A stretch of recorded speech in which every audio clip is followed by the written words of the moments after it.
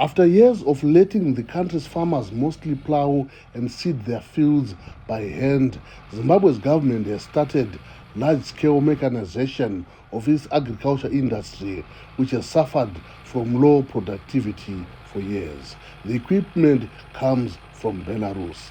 28-year-old farmer Mufudzi Madzorera received a tractor and is encouraging others to use agricultural machinery too.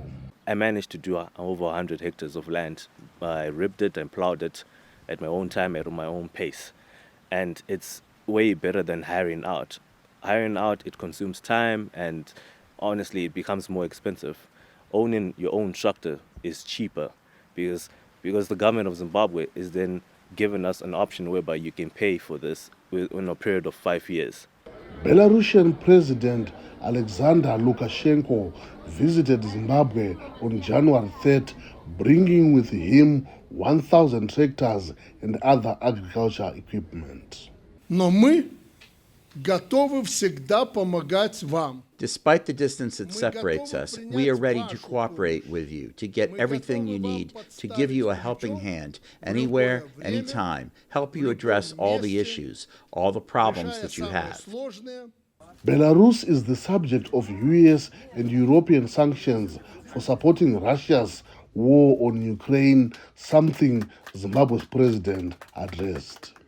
Both Belarus and Zimbabwe are serious candidates of sanctions.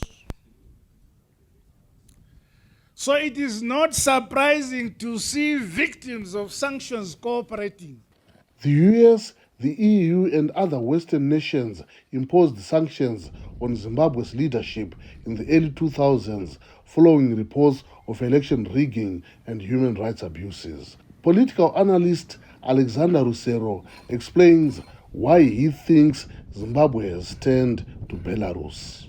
Zimbabwe is trying to modulate isolation, to modulate sanctions by going to those states that Zimbabwe perceives to be safer and better to deal with, because those kinds of dealings, they do not come with any form of conditionalities such as democracy, such as issues of human rights, etc., which normally the West insists on.